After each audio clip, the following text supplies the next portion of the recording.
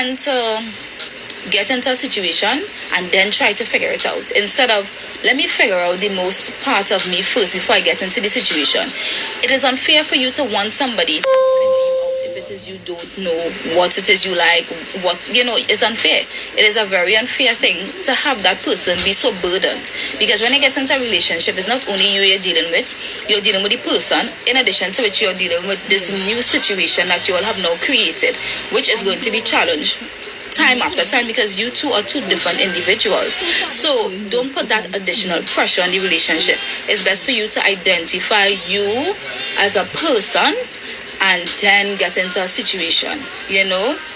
There's also a love language for singles. Yes, there's also a love language for singles. But Jay, like I was telling them, with every love language here, with the words of affirmation, quality time, receiving gifts, acts of service, and physical touch, we could all use this as individuals or as singles. Because words of affirmations, you have to be saying those things to yourself every single day. Because like I would have reiterated before, your mind is on an automatic pop-up of the negative things, the things that you did yesterday, the things that you did the day before, the things that you didn't accomplish. So you have to keep reinforcing positive words and reaffirming words to yourself as well, because sometimes people could be giving you positive affirmations from now till thy kingdom come, but you may not be ready to receive it because you yourself don't believe it. So it also starts with you believing in these things as well. So like I said, we talk about the love experience, which for me, like I said, is the infatuation stage in a relationship, where everything is all glitz and glamour, and then reality sets in, like, okay, this person is annoying as shit. There's far too much, or there's far stink. I don't like how she Bamsi kind of lopsided. All of a sudden, you notice the Bamsi lopsided. The Bamsi been lopsided. It's just that, that blinders is off. So now you're able to identify all of the things that you could have identified before had you taken the time, Also, what it spoke to as well, something that really touched me. They say love is a choice. And I remember I would have told one of my friends this a long time ago. When you get into a relationship, people have a way of saying, well, this is going to be a forever thing. It could only be a forever thing if you make it a forever thing. And what that means is that obviously we know we don't have eternity on earth, but you choosing to make it a forever thing is you being willing to invest into the situation, no matter how it keeps turning. And a lot of the times we are not willing to invest in our situations. We are not willing to put in the time. We are not willing to put in the effort, and we are not disciplined. And what that discipline speaks to is consistent. A lot of the times we lack consistency. So it's like I do something today, I do it tomorrow, I might do it for a week, and then it's like, well, everything's supposed to be great. No. In this life, to get to the point of constant development, you have to be consistent in what you do. So love is a choice. I mean, the infatuation stage, like I said, they would have spoken about it in the book in terms of it lasting for a span of about 2 years, and then reality sets in. And then this is where you choose if it is I want to continue building with this person, if it is I want to continue down this path with this person. This is where you make a choice. And in you making that choice, it's not just, well, all right, I'll stay there because I've done here for 2 years or already here for 5 years. No, it's about you investing in your relationship, investing in time, and being disciplined and consistent with your actions. Actually seeking this person's interest, and seeing what are some of the things that you could do better, not only for yourself but also for that person. Love is a very selfish thing. And I keep saying that all the time, and people are saying, well, I mean, I have to take care of me. Yes, and that's why I say love is a very selfish thing, because you have to love you first, because only when you love you and take care of you could anybody, whether it be your children, your spouse or your friends, only until you fill yourself up, you could really give them your best. And a lot of the times, most of us, we give people half-ass. And why we give people half-ass is because we are not filling ourselves up. We tend to want to deal with everybody else and then try to take care of ourselves after. It doesn't work like that. You have to take care of you first. A prime example of that is something traveling, most of you who would have traveled abroad, I mean, I'm sure most of you are privy to TV and all of that, so you would have seen it. When it is you get on a flight, the first day, as they do the instructions, they always tell you, when your mask drop, secure your mask first before you take care of anybody else. So let that be your guideline. Secure your mask first, take care of you first, fill your cup up first, and then you give to other people, because when you give to people and you're not filled within yourself, is half-ass treatment you're giving them, basically. And then you tend to be upset with the world. Well, nobody not taking care of me. Well, no, because you are showing me that you don't care about yourself. You are showing me, you are telling me that, well, you can treat me however, because you are treating yourself however. So you can't be mad. You cannot be mad when people half-step you, because you are doing it to yourself and you are setting the example for them. So they are just basically replicating what you're doing already. Only hold on, let me take a little sip here. My throat kind of dry. Anybody have any questions? Woo! My throat dry.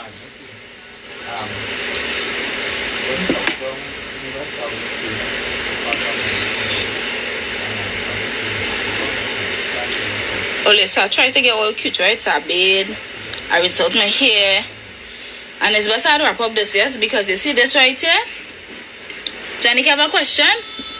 Johnny, give my little 2 cents now. You want me to call in on the live and you want to give your 2 cents? Because I know you're a respectable married woman out here in this society, out here in these streets, 8 years now. Chantal, you miss plenty. Kizzy are drinking a Pinot, a white wine. Kill, and it's not really the wine making hot. These days, I don't know if I'm menopause and guilt. I have an extra little heat. Shanta, what you miss basically is just me highlighting what the 5 love languages are: words of affirmation, quality time, receiving gifts, acts of service, and physical touch. And like I would have said before, yes, this book speaks to marriage, but all of the love languages that I would have highlighted, this can be transitioned or interpreted for the single individual, right? And why I say that is because it's like, sis, I'll say one more time, we all have to work on ourselves. So, like I said, with words of affirmation, we need to be telling ourselves affirmative words and reiterating the great things that are within us. Quality time, we need to take time with ourselves and do introspection so that we could basically set the blueprint for the person that we decide to get involved with. Receiving gifts, we need to pamper ourselves. We need to treat ourselves well so that when we do get into a relationship, this person has, again, a blueprint, an example of how we like to be treated or how we like to be gifted. Acts of service. Like I said, for acts of service, it talks about in the book the person doing something that you kind of find it hard to do or you're unable to do at the moment. Turning it around for the individual. What I'm saying is, for acts of service, you need to, in the quality time that is, analyze the things that you are procrastinating on, analyze the things that you're putting on the back burner. Have that conversation with yourself. Why am I doing this? Why am I putting this on the back burner? Okay, if I get this done, how would this propel me in the future? Or how would this make me a better person tomorrow? And really do it. Because most of the times, the things that we do for others, and sometimes we do some hard shit for other people, and we tend to not want to do it for ourselves. So we should be willing to take that step. Physical touch. There is the physical touch in terms of intimacy. Right, if all the team are well, that part of intimacy, as in sex, and there's intimacy beyond sex, intimacy in terms of conversation, intimacy in terms of just the souls clicking, and you being able to basically read the person's mind and have that intimate moment, and not only have it be a sexual moment. As you said, we need to become better. Exactly, yeah, we need to become better before we could do anything for anybody. God didn't say, my cup run it over. It's not about just your cup have to run it over for a particular reason. Oprah would have spoke about it. She said, when it is your giving persons, you don't give from your cup, you give from the saucer. So it's like how you ask God, allow my cup to run it over. You give from the saucer because you're already filled. So when it is you start giving, you don't have any type of malice behind it, because it's like you're realizing in some way I'm neglecting myself.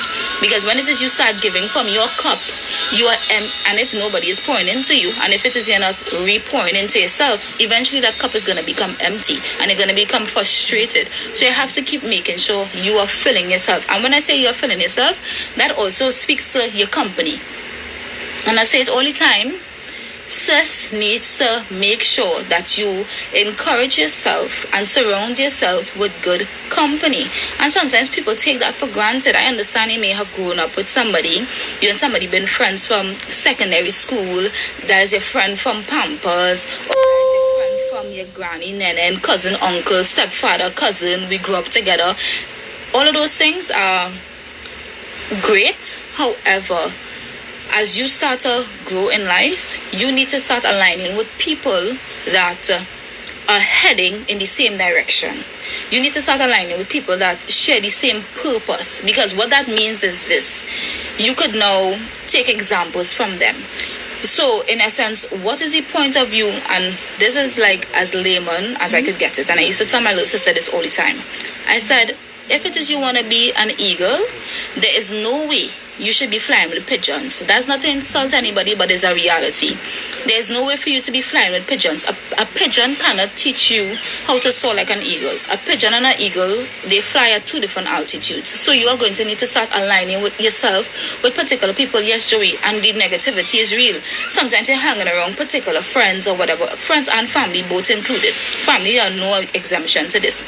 And it's like, you tell them you want to do something, and it's negativity. And sometimes you don't even have to utter a word. They themselves are just so negative. It's like that rubs off on you. And you find yourself, well, why am I so stuck? Why am I in the same position that I was in the last year or 5 years or 4 years ago? It's a blasted company. It's a company. Yes, Susie, it's okay to love from a distance. I love real people from a distance. Sis right here loves real people from a distance. And why I love real people from a distance is because I realize you are not good for me. You bring nothing to my table. So therefore I need to love you from a distance. I need to say it's, of course, say hi and bye. Love you from a distance. So to do, and then it's that sometimes you go the distance and they don't. So what you are to do in that instance, just somewhere. So if it is sometimes you go the distance and they don't, what are you to do in that instance? If it is you going the distance and the other person isn't, what I would say, wait, the person, Taki, this is like man and woman situation or your friends. Clear up that for me first so I would know how to answer that question. Yeah, so, you know, another thing too that the book highlighted as well, and guys, I'm gonna do this again on Sunday as it speaks to the love languages, right? Sunday or Saturday, I'll let you know hours in advance. Taki, don't forget, clear it up for me if it's man and woman or like friendship. But let me just speak to the 2 points. If it is you're going the distance and the other person isn't going the distance, I would say 2 things. One, playing out, the person may not be ready to go the distance. They may not be capable of doing it, because sometimes, a lot of the times, some people just can't. When I say can't, they don't know how to. Yes, yeah, right. So for man and woman relationship, so for example, you might be in a relationship with somebody, and the way they grow, and that means the example that they would have seen before them. Some people have no examples at all. They would not have grown up in that mommy daddy living, and even if they did, maybe that relationship wasn't as fantastic. So they don't really know what it is to invest and put time into a relationship. They don't really know what it means to put in work, because relationship is work, right? So sometimes you might find one partner putting in a lot of the work and the other person kind of like just laying back. And there are a lot of times that doesn't mean to say the other person doesn't love you, isn't invested, or doesn't want to try, you know. But for the most part, and especially if it's the man in the relationship, for the most part, they just don't know how to, and they're ashamed to ask for help. And to be quite honest, the way how society has it set up, men don't really have a lot of outlets and good encouraging spaces to basically encourage that type of conversation, like, hey, you know what, me and my wife going through a situation, and I realize she's trying to know, but I don't know what to do. You can give me some advice. A lot of the times men don't have a place to go to get good sound advice. So like I said, it's not that the person doesn't want to, it's not that they don't care, it's not that they don't love you, but they just don't